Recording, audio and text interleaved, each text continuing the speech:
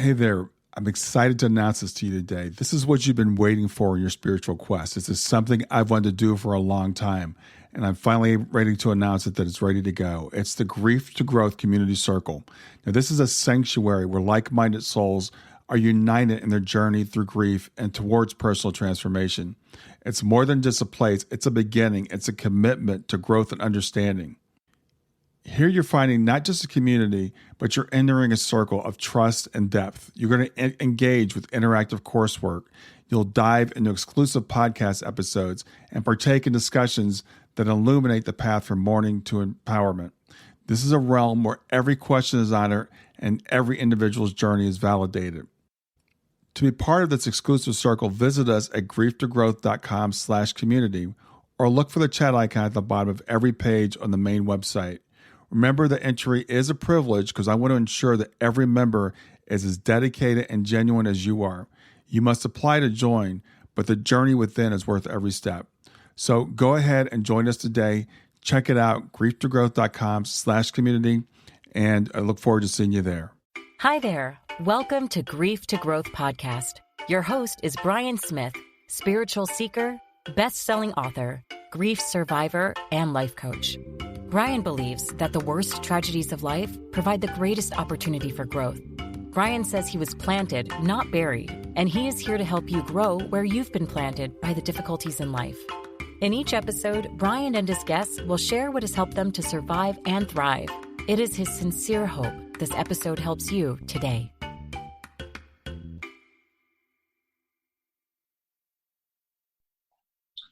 Hey everybody, this is Brian Smith back with an episode of Grief to Growth, and today I've got with me Lee Witting, and Lee is the host of NDE Radio.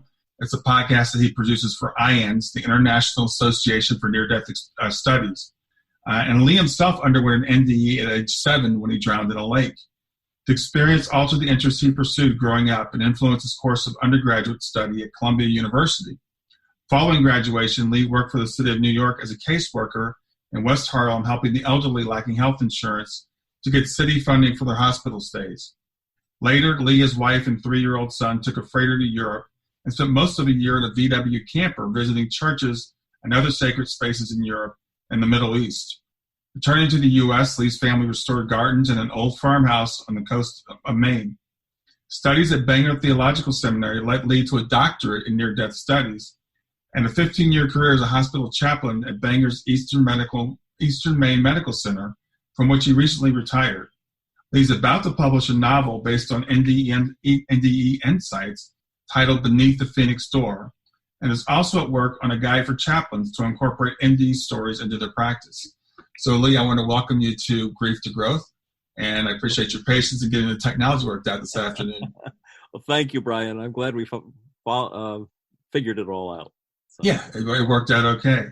Yeah. So you had an NDE yourself at age 7. Tell me how that went. I did.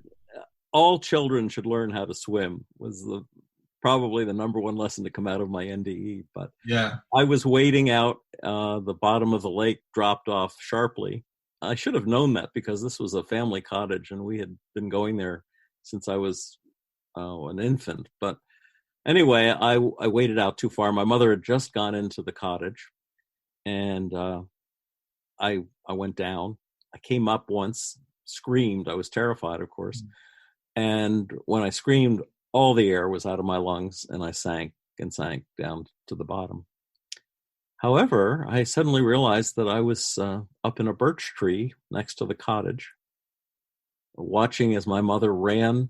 She did hear my scream. Ran down the stairs, ran down to the shore, dove in. She was changing for church. She was wearing a red dress, dove right in with her dress and everything on, and found my body down in the lake, dragged me out, and threw me face down over a log, and sort of invented CPR. I mean, they didn't know CPR back then, but she, by doing chest or pressing on my back, she said later, trying to get the water out of your lungs, She had that log doing chest compressions and got my heart started again. Oh, wow. Meanwhile, I'm up in this tree watching all this, and I could see off to the right and up above, I could see there was another place I could go. I didn't see any beings. I didn't see any angels or relatives or anything like that. But I also saw how upset my mother was. And so I figured I better hang around. And when I thought that thought, I was back in my body. Interestingly enough, for years after that, I had this recurring dream where I felt like I was sinking down in the lake. Felt like I was, there was the light on the surface, the sunlight on the surface of the water, and I was sinking away from it.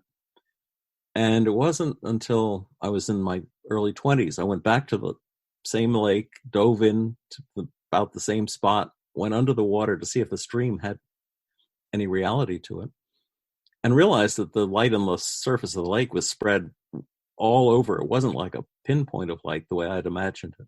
And going down wasn't this darkness. But later on, years after that, reading about near-death experiences, I thought, well, maybe I had gotten closer to that light than I thought. And maybe the dream I was having was not sinking in the lake, but actually coming back from the light and falling back into my body. Oh, yeah. Yeah, that makes sense. Because a lot of times when people do come back, they feel that like backward sensation. Yes. So after that, I got very interested in NDEs and ultimately wound up, as you said, going to seminary, getting a doctorate in it, and then using them extensively as a chaplain. Back at 7, did you talk to anyone about your experience, and did people believe you? I didn't feel like it was strange at all. I'd been raised in a typical. It was at the time Presbyterian Sunday school, where everyone, when they die, you leave your body and go to heaven. Mm-hmm. So I felt like this was probably a very natural thing. I didn't talk to my mother about it because I felt she would be very upset. Yeah, and I didn't talk to anyone about it for years, and which is, as it turns out, is a very common thing with people who have NDEs. But it changed my behavior and my interests quite profoundly. Suddenly I found I was interested in astronomy, very interested in going out at night. Finally got my mother to buy me a little reflector telescope, 3.5-inch mirror reflector telescope. And I'd go out and I'd look at the moon, and I'd look at the Jupiter and the, what I could see of Saturn. And it was just fascinating to me that there was this immensity that I hadn't even paid any attention to before in my life. Then I went one step further and built a whole planetarium setup in our attic in our house. Got old cardboard refrigerator boxes and cut them into a skyline. I had lights behind the skyline, like the Hayden Planetarium was my Eden at that time. But I could make the sunrise and the sunset. And with a little, what was essentially a toy projector, I could project the stars on the ceiling. I could have, and then I'd write scripts. I'd have an asteroid or a comet go by. I'd have the end of the world. I'd do all sorts of shows. I'd write the script. My mother was always the audience. She'd come up and lie on the floor on a mattress, and I'd go through the whole thing, and she'd say, "Oh, very, very interestingly," before she went back downstairs. And from there, I just, I don't know, I just got more and more interested in spirituality. My mother, by the way, had converted to Catholicism at that point. So I was up against Sunday school with nuns who were adamant that all you had to do to save your soul when you're that age was to memorize your catechism. And so, if I didn't get all of the answers correct, they'd whack me on the back of the hand with a ruler.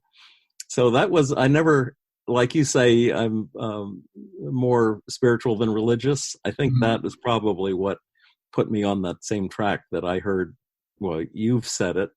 And many, many of my patients at the hospital would say the same thing. When I'd identify myself as a chaplain, go in and say, "Would you like to talk?" They'll say, "Well, I'm not religious, but I am spiritual." Yeah. And we'd get into the most amazing conversations. Yeah. But so, you have this experience, and it sounds like you integrated it pretty easily, because a lot of times children take decades to integrate a near-death experience. Stay with us. We'll be right back.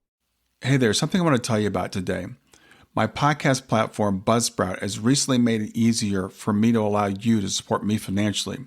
Go to www.grieftogrowth.com/subscribe. That's grief2growth.com/subscribe. And once you're there, you can sign up to support me financially. Now, you can do it for as little as $3 a month or, of course, as much as you'd like. If you do that, you'll get access to bonus episodes, and you'll see those in the regular feed. They'll have a lock on them. But when you become a subscriber, you'll actually get access to your own private feed, and you'll be able to listen to the regular podcast along with the bonus podcast for the subscribers. I want to thank you for listening. I want to thank you for sharing the podcast. And I want to thank those of you who support me financially. Have a great day, and on to the episode. It was integrated, but it wasn't communicable. I couldn't really talk about it back then. Okay. But I'd always had a sense that I was born during World War II. I think I must have died in a previous life during World War II, because another recurring dream I had was of getting out of a Jeep ambulance, climbing out of the passenger side on a battlefield, and then a huge explosion. I had that dream many times. And I talked to a psychic, spiritualist psychic sort of woman one time, and so she did a reading on me, and she said, "Yes, I think you were a doctor." She said, "I don't know if I was a doctor or an EMT, but at any event, she made it seem real to me that I'd gotten out of an ambulance. I was going to help someone on the battlefield, and then just got blown up." And I assume it was the same war that I got born into. So it must have been a pretty quick transition. Interesting, yeah. Yeah.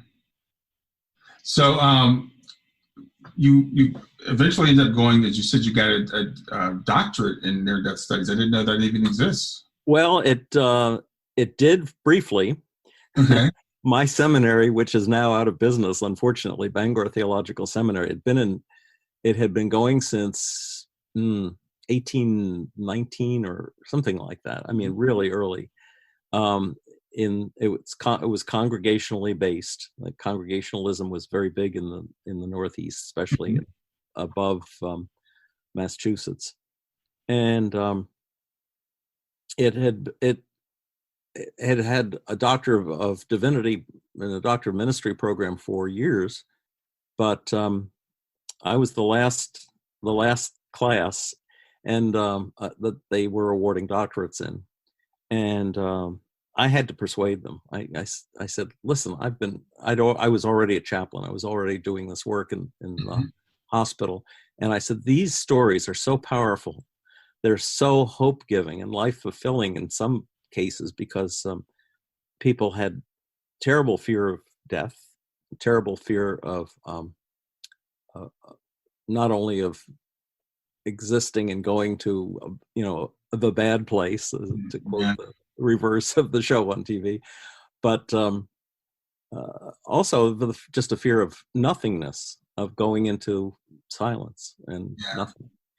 And these stories they're very personal. Near-death experience stories are usually quite personalized, even though they're generalities that you can identify with. But those personal stories of visiting family, seeing friends, friendly angels, meeting Jesus, all of these things were so hope-giving, even to people who had no, well, let me say especially to people who had no religious background, had nothing to fall back on when they found themselves dying of cancer or having just had a heart attack. Or, this was a trauma hospital. This was a major hospital, and I dealt with a lot of people and their families who were either dying themselves or losing someone. I'd go to conferences where they'd meet with the doctors, and the doctors would say, "I'm sorry, but there's just no hope." And then they'd leave me with the families that just had completely blown their minds. And then they said, "Okay, well, the chaplain will sit with you for a while." Yeah. Or trauma cases where someone has just, some teenager's just run himself over a cliff or into a tree, and the family is devastated, because they know even before they hear it from the doctor that there is probably no hope. You have to be selective in using and knowing when to mostly you just listen. But if there's an opening where they want some encouragement and they don't have any spiritual faith to fall back on, one of these stories, however brief, you say, I was talking to a patient the other day, his heart had stopped on the operating table, and he came back with this story. And then I tell them the story. Mm-hmm. It would open things up a lot for them, open up hope for them, Mm-hmm. in a way that they hadn't even thought was possible before. Yeah, so why I think chaplains should be much more cognizant of the power of the near-death experience stories. Oh yeah, I agree. And the thing is, I guess as a chaplain, and you can't really encroach on someone's religion, but an NDE experience is not a religious thing, right? It's just, it is. It's a story. It's what happened. It is. And when you've had one, you know that it's real. It's not a matter of faith. It's a matter of knowing that it's real and that these things are not, some people may make up these stories, but there'd be very, very few of them. Most all of them seem incredibly genuine to me. Yeah. You touched on something earlier. You talked about like the fear of like ceasing to exist. And I interviewed Kelvin Chin last week of his book, Overcoming the Fear of Death. And one of the belief systems that some people have, of course, about death is that there's nothing after that, right? But we were talking about how, in fact, rationally speaking, that should not be a fear. You shouldn't fear not existing, but I think it's a very natural thing. I think humans, we want to continue, we want to go on, we feel like that gives our lives meaning and purpose. And so I think the NDE can give people that hope even without the religious aspect of it. Mm-hmm. Well, when you think of all the experience that we live through in our lives, all of the things that we learn, the things that we share, the development, the maturing of love, it seems like all of that should not be lost when somebody dies. Yeah. Back in September, my sister died. She was 4 years younger than me. Wonderful lady. She had worked for peace for years. She was a Quaker. She went to China. She went on peace missions. She was a gardener, and she planted a whole hillside full of flowers, but right below her house, little house she had in Brackenridge, PA. Raised kids. The kids have turned out wonderfully. And you think, how could all of that just disappear? How could that just come to an end? And I was actually at an IANDS conference in King of Prussia when I got word that she died, and we had a meditation. A fellow named Peter Panagore, who you probably should talk to sometime if you. I know Peter. Yeah. He's great. He's a good friend. We're both here together in Maine, and anyway, he was doing a meditation that Sunday morning, and I knew Anne was just sitting right next to me. My sister was there. So when you know those things, it makes a huge difference. And little things happen all the time. I remember one time when I was just sitting in the cafeteria at the hospital, nobody anywhere near me eating a sandwich, and suddenly I felt this hand on my shoulder, and I turned around and saw no one there, but I knew who it was. It was a woman named Sarah who was dying of cancer, and she was just saying goodbye, put her hand on my shoulder. And wow. Later I found out that she had died just at that moment and was passing through the cafeteria on her way to wherever. So wow, that's incredible. So as a chaplain, you had some of those experiences sitting with people that were transitioning. Yeah, I can tell you a really good one and a really bad one if you're interested. Yeah, for sure. All right, let me do the bad one first to get it out of the way. Yeah. I was with a family a man was dying of cancer. He'd been given tons of morphine, but he was still in tremendous pain, and it was mostly psychological pain, I think. And everyone was upset. His family was screaming. They're screaming at each other. He was screaming at them. When he died, I felt him try to move into my body. It was like an icy, cold, horrible, nauseating feeling, actually. And I said to the family, I was just standing by the door. I said, excuse me, I got to leave. And I went out into the hall, and I knew what was going on here. And I said, you can't come in here. This is not what you want to do. Go look into the light. There are beings around you right now who will help you, will guide you, will take you to where you need to go. But you can't be in here with me. And then it went away right away. Wow. That was the worst. It only happened once in 15 years. And I'm really glad that it didn't happen again. The really good experience was in a room where this great-grandfather actually was dying. All of the generations everyone was with him, and they were all saying, "We love you. Don't worry about us. We'll be okay. Don't don't wait for us, or don't." I don't know. I'm looking for the phrase that says, "We let you go. We give you permission to go." That phrased in lots of different ways. All of them, from the children to the great grandchildren. Who were actually babies and probably didn't articulate much of anything. But they were all, the room was full of love. When he died, and I don't know if the rest of the family felt this or not, but I felt like the room was that there was just this golden light and with substance to it. It was almost like somebody had emptied a huge jar of honey onto the room. The color of gold, the color of honey, the feeling of a tangible feeling to it, not just like light, but light plus weight. And it was God's love. It was such a blessing. I don't know if it was being generated by the man dying, by the family, or by God just coming to get this guy, but it was so powerful and so rewarding. I've never forgotten it. It's really, when I get depressed, I think about that. I think about the Holy Spirit really embodied at that moment, and that it's there, So anyway, that was my best experience of being with someone who was dying. And then there've been miracles too. You told me about those, yeah. Yeah.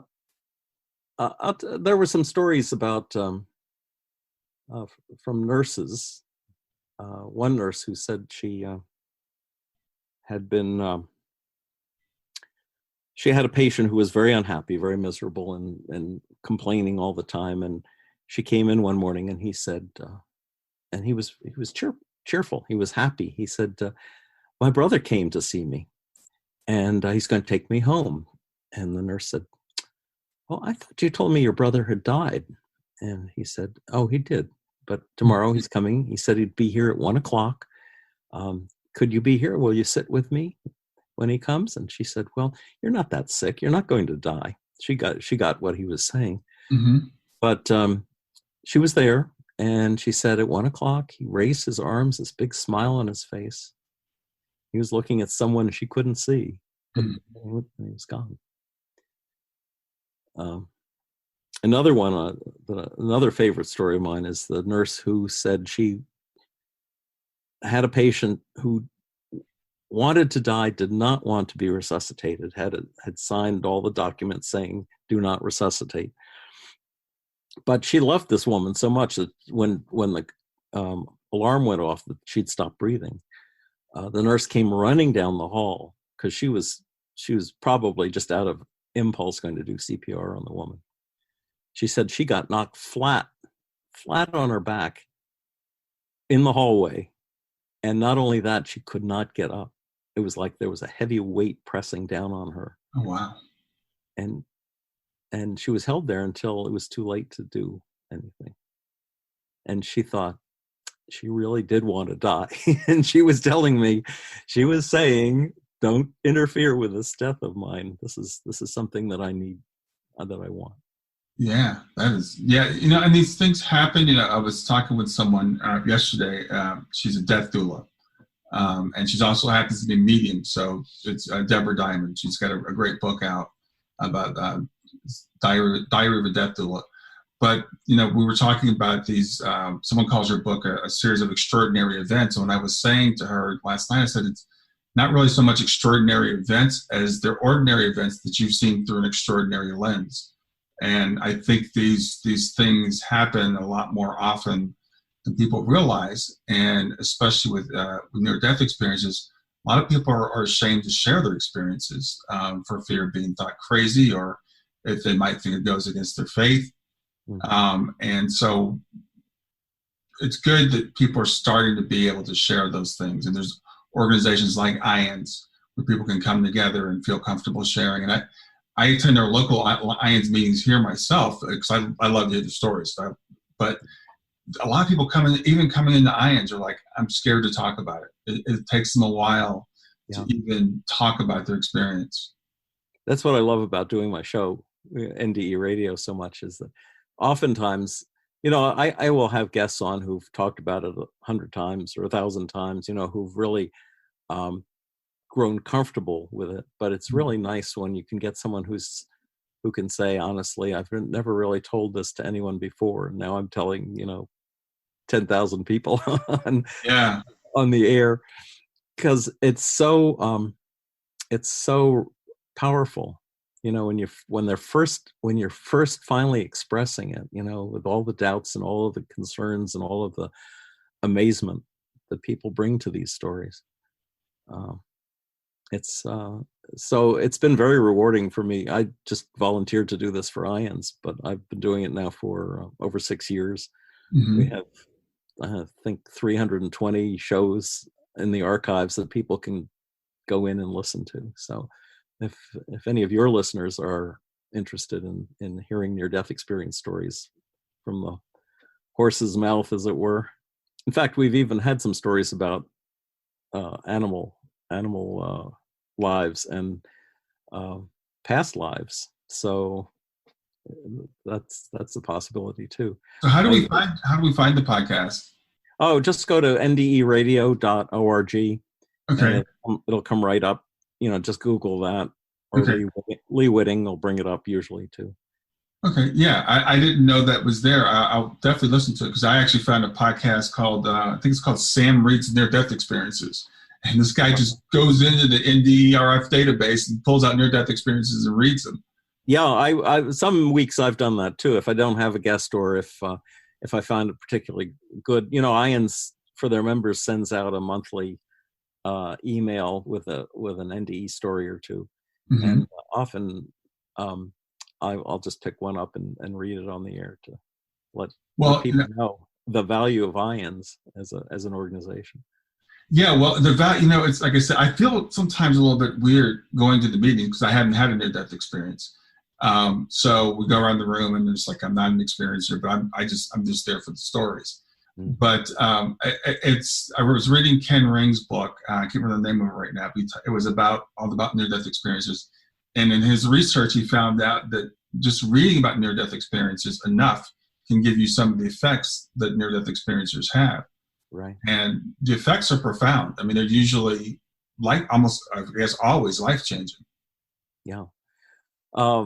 One just came to mind of a woman who had died in the hospital and then had been resuscitated. And I went in, and as I always did with somebody who's coded, I would say, well, did you see anything when you were on the other side?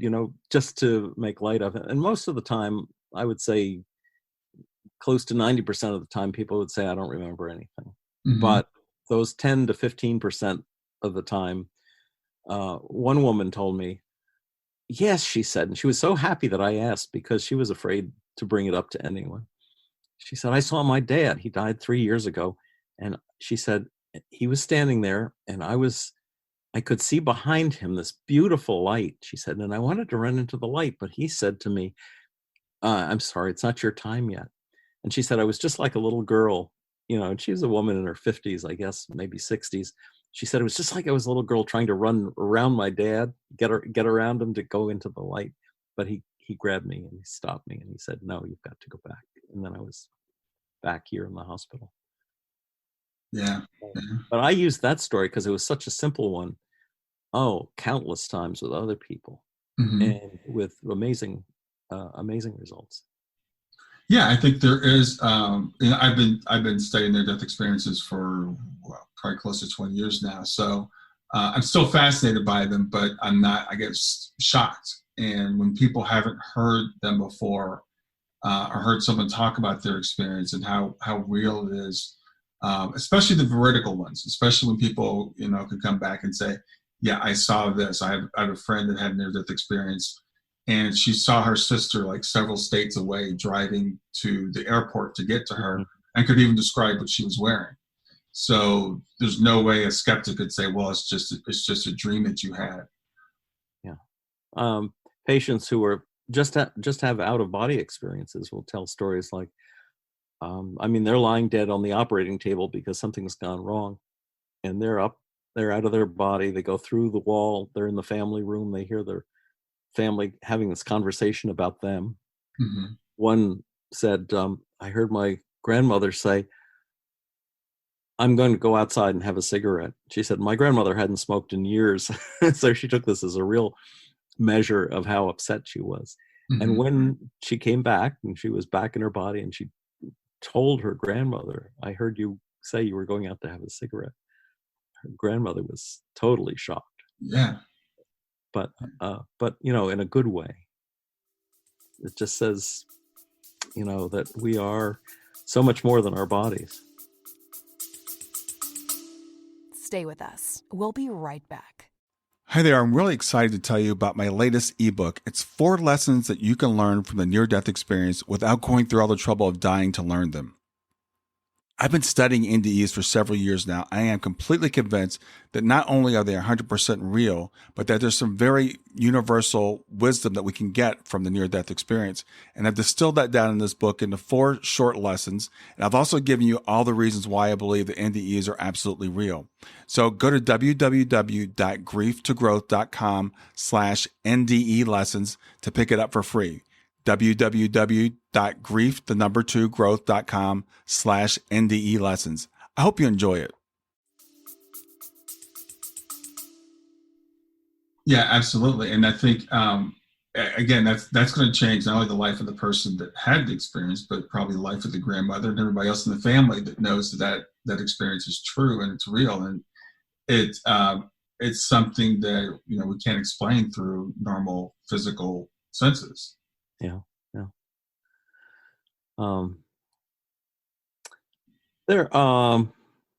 Trying to think of anything I might add to how my NDE at 7 changed my life. And I think one of the things that was really motivating to my going to Europe when I had a 3-year-old and I was married, and I had a really good job with the Department of Welfare in New York in West Harlem, helping people. Mm-hmm.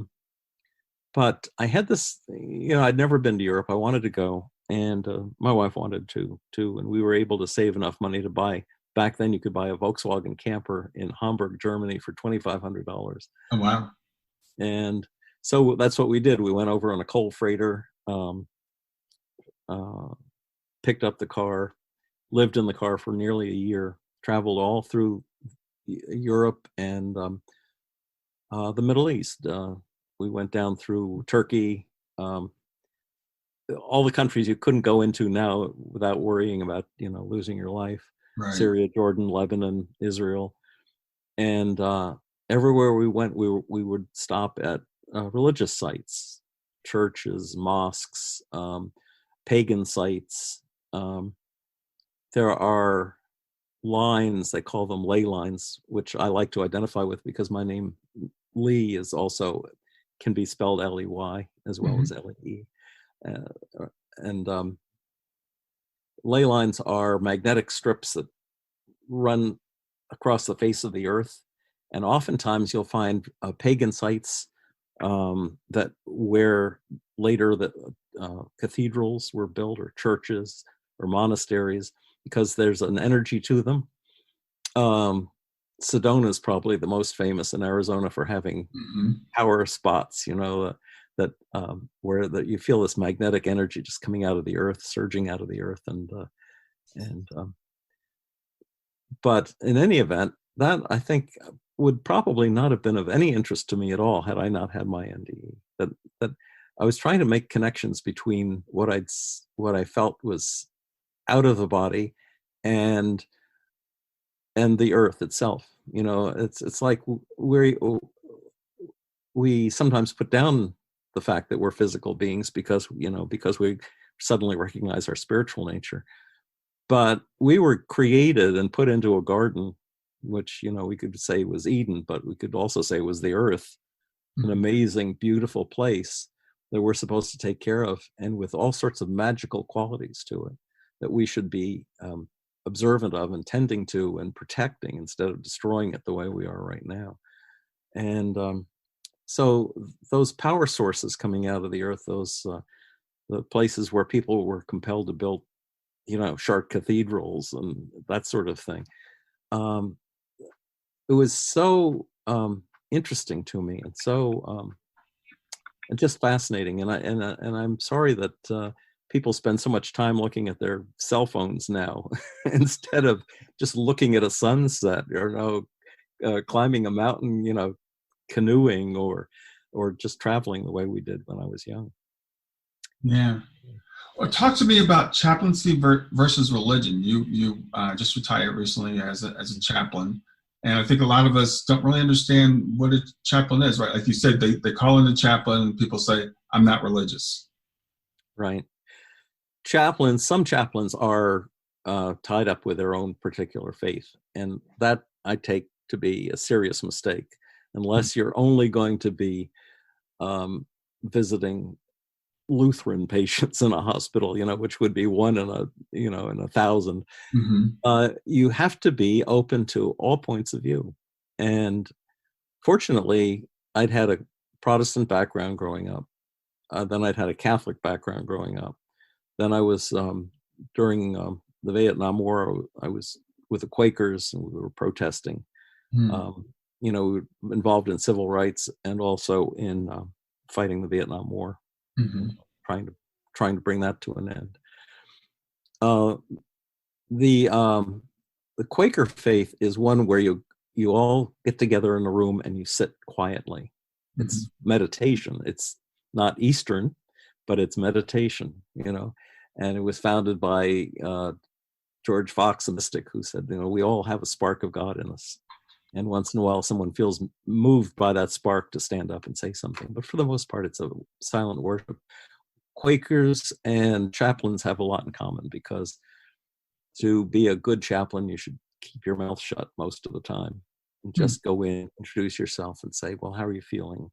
You're an amateur psychologist with a spiritual approach to things, and you try to, without throwing religion at them in any way, try to draw them out to the point where they're not so hung up with their bodies. Because when you're in the hospital, if something is failing, some part of your body is giving you a lot of trouble, and you want to get them out of that for a moment, and not by just giving them a painkiller, but by bringing them to a bigger sense of themselves. And so if you can draw them out and get them to talking about these things, it's amazing how things will ultimately go in the same direction.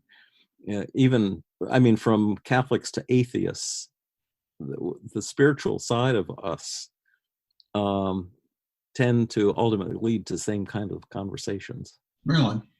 It's pretty amazing. When an atheist has a near-death experience, it's quite an event, because they are convinced, they are totally sold on the idea that there's nothing past this lifetime, and when they come back, they have a lot to account for in their own previous thinking. And it's always fun to talk to someone like that. Yeah. See what they think. So have you had any atheists on the show that you can remember who might have had an experience like that? I've had people who were atheists who, of course, at this point, the changes happened, True. Yeah, I haven't had somebody who was an atheist 3 days ago and is suddenly there to talk to me about it. But in the hospital, I had some people like that. Other chaplains, I was working with two other chaplains. One of them also encountered near-death experience stories a lot. The other one said he never heard a near-death experience story. And I thought, what's going on here? I think you have to be open to the possibility. to even hear a reference like that. And so many people have been turned off when their doctors or their nurses or a family member says, oh, that was just a dream, or you just hallucinated that, or that was the anesthesia talking. That's the, or don't say anything like that, you'll scare your mother. Those things really tend to keep people quiet for a long time. They don't. Okay, I figured out that nobody wants to hear this story, so I'll just keep it to myself.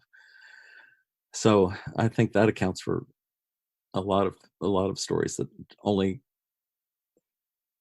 start to get talked about 20 years later. Yeah, it's just, and not having gone through that, it's really hard for me to relate to that, because I've heard people say that. I had this experience 20 or 30 years ago. I remember it like it was yesterday, and I've never told anybody. And I think that NDE experiences, my personal belief, they're not just for the experiencer, they're for the rest of us too. Because even though they're highly individualized, the lessons that they come back with are for everybody. They're universal lessons with, again, individualized to the person having the experience.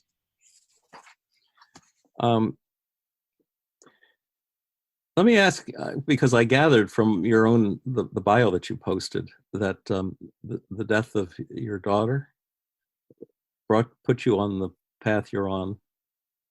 Well, I actually, ironically, I had an extreme fear of death from the time I was a teenager, and I just knew I was going to die young.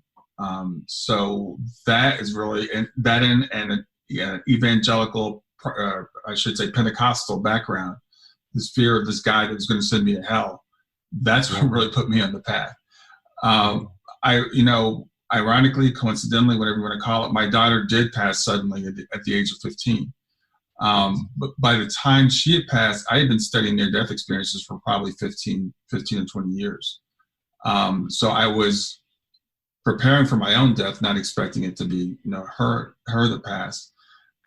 What her passing would have changed was it made me more, I wanted to share this with everybody, because I had been studying it all for myself and taking it all in. And even my wife wasn't really involved in what I was doing. But after Shayna passed, we both said, okay, we need to find out more about this. And as I did, I was like, okay, now I need to share this with other people, so people don't have to go through what I went through. So people don't have to fear. First it was me fearing hell, and then it was me feeling, saying, well, maybe there is no God, because the Bible didn't make sense the way it was taught to me. So maybe all of it was made up, and I am just an accident. And that's just a little bit more satisfying than thinking you're going to be eternally tortured. So for me, that was kind of the path, and I feel like with Shayna's passing, that was part of our soul plan. I believe that was planned out. And so that put me to where I am now, where I want to share what I've learned. I mean, it's been 20 plus years. I've been looking at all this stuff and trying to understand it and trying to figure it out. And it makes me very sad. I think really one of the biggest problems we have in our world right now is people not knowing who they are, what they are, what we are. Do you feel like she is encouraging you in your work? Oh, absolutely. Yeah. She's with you doing this. Everything I do for her. Yeah. She's with me all the time. But she's probably giving you some guidance as well. Yeah, well, I've talked to several mediums, and Shayna takes credit for everything. She's given me guidance. She was a very good writer, and I think I'm a decent writer. And she's like, I'm a better writer than you are. So yeah, she definitely is encouraging me. And I said, for me, I feel like this was the path that we chose together. Yeah. And it was her destiny to leave early this time. And that, it's still hard, but it brings some sense of comfort, and more importantly, brings a sense of purpose, and a little bit of order, I guess, to the madness. Well, but it's good to know that, isn't it? It is. It's very comforting to know that. I work with a lot of parents, and especially because when a child passes, it's out of order. It's not the way things are supposed to go. So I think it's especially devastating because it just seems wrong. And as parents, we're supposed to be there to protect them, and we have these visions for their lives that they're going to do this and this and this. So it's really hard to get over the fact that we think they're missing things. But it is comforting to know that, because it's better than the alternative to think she's just gone, that she was here yesterday, now she's disappeared. And when I think about her passing, I don't think of it as her passing. I think of it as her transcending, not even transitioning. She stepped out of her body from this reality to a bigger, greater reality, and it's still very much part of our lives, part of my life every day.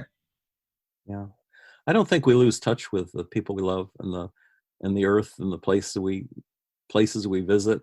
I mean, I certainly believe in ghosts. I've encountered them from time to time, and oftentimes they are products of an addiction.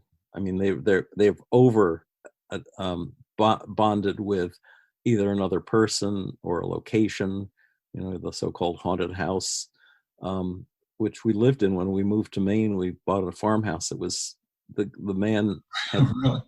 the man had been in the Civil War. He'd come home with a bad wound. He'd been shot in the throat.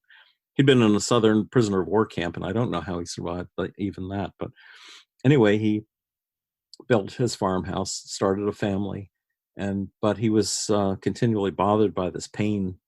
In fact, we found out in the backyard where they used to dump all their garbage, because nobody took garbage to a dump back in those days.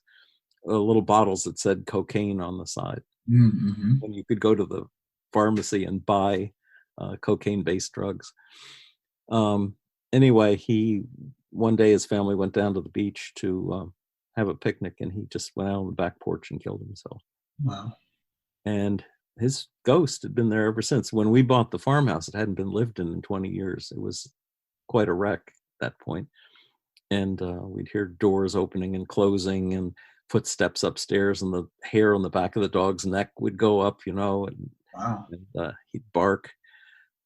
And then one day we had a friend, a violinist named Heifetz, but not the Heifetz, Danny Heifetz, who had been friends with us when we lived in Philadelphia, had gone to music school there.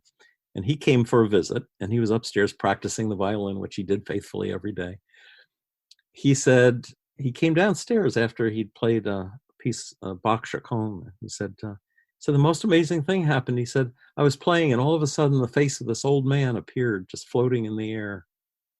And we said, oh, that's Mr. Webster. That's the fellow who built the house.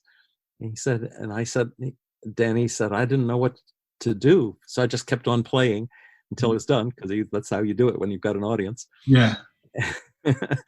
And when he finished playing, the face faded away. And after that, we didn't hear anything more from Mr. Webster. So music could be a way of transitioning along with other things as well. Yeah, the whole thing about ghosts, and that's one of the things that's still a mystery to me, I guess. Is it like a leftover energy? Is it like I've heard people say maybe it's an energetic kind of echo or something.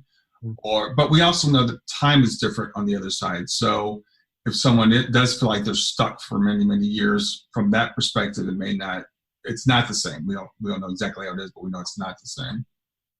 There's a board member, who's no longer a board member at IANDS, who teaches classes in New York City on how to leave your body.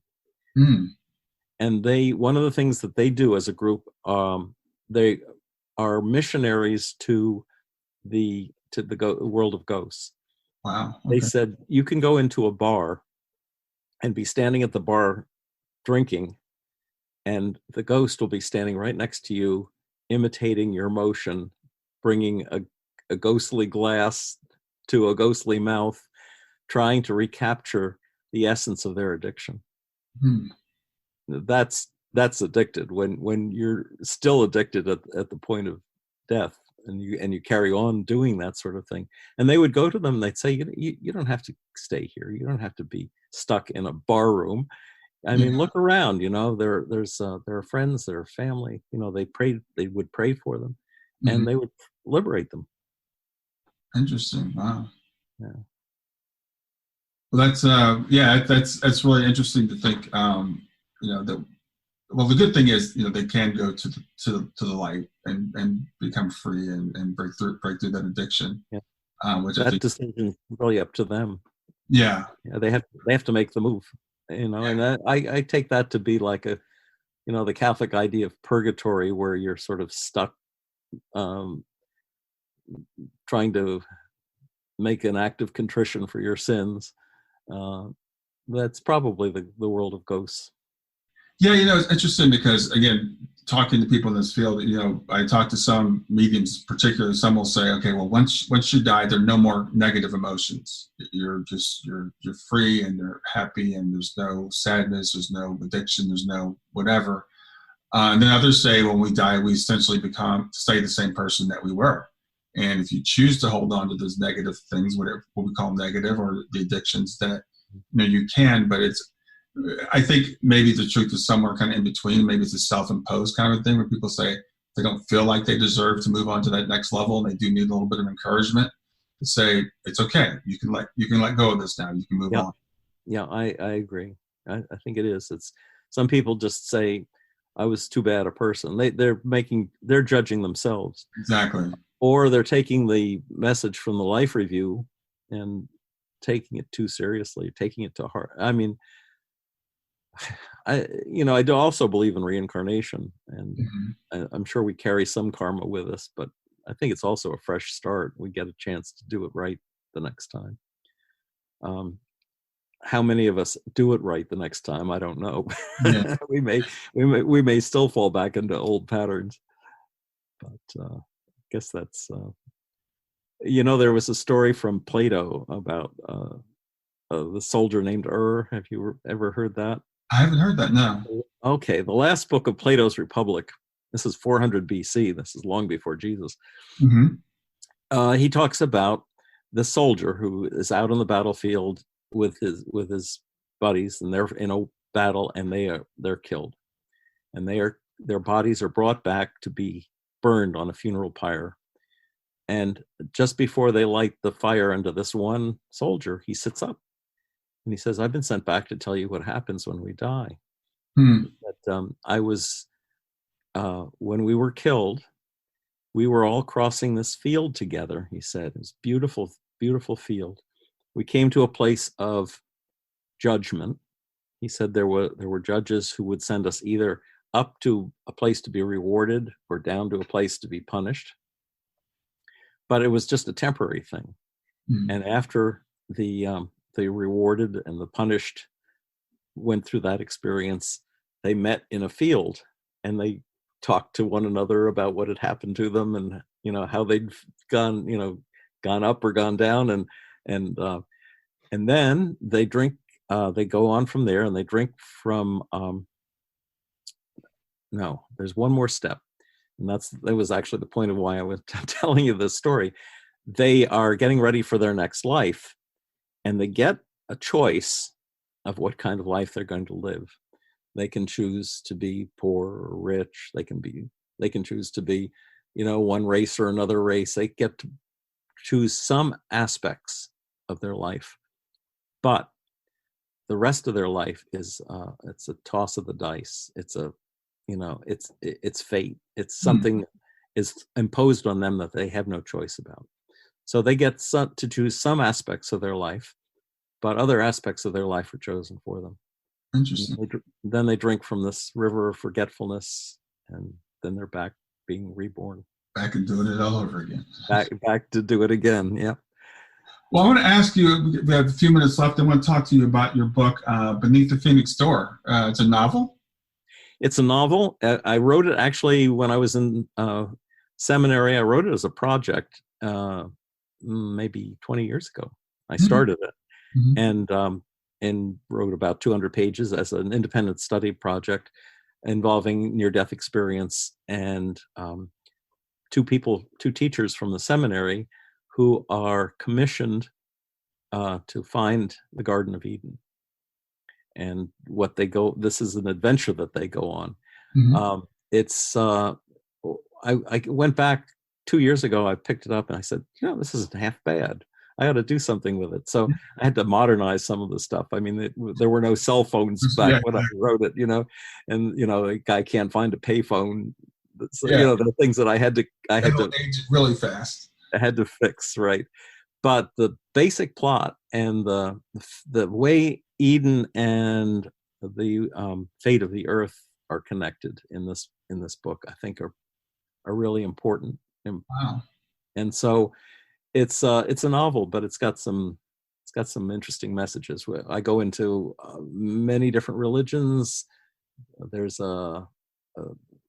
there's talk about on their way to find Eden, I take them through Rosalind Chapel, the Templars. Mm-hmm. They go to the real Mount Sinai, which is in Saudi Arabia, and they're in the temple underground. There's a temple under the Temple Mount in Jerusalem, Mm-hmm. and where it's been said, although a lot of people deny it, that the Ark of the Covenant has been discovered and it's actually being used in the ceremonies again.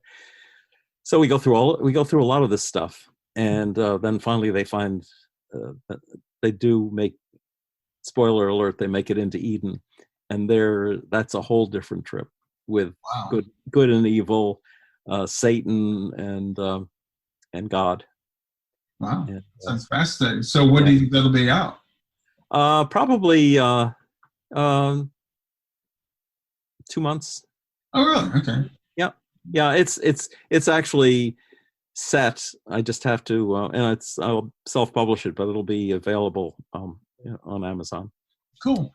I don't typically have time to read fiction because I'm always reading near-death experiences and books by mediums and stuff like that. But I'll have to pick that one up. Yeah, you might find the teacher, Jacob, his name is motivated by a near-death experience to start with.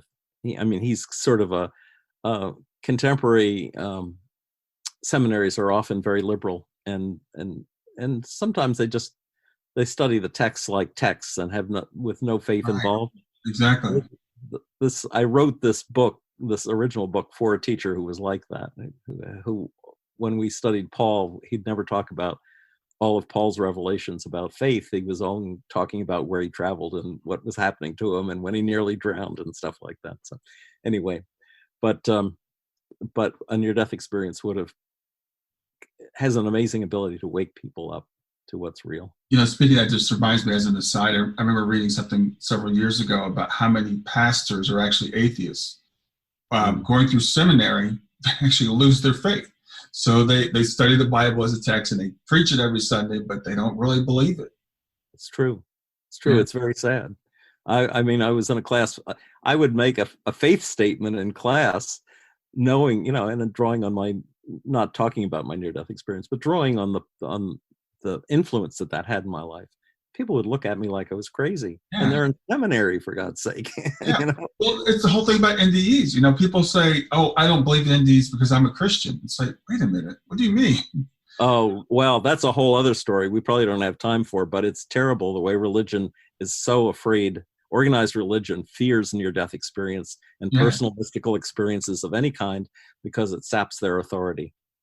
Yeah, exactly. I was having a discussion with a friend who's evangelical, and we were talking about NDEs. And I was this was before I started the podcast, I think, but I talked to a lot of people that had NDEs, and I said, Paul had an NDE. He said, "What do you mean?"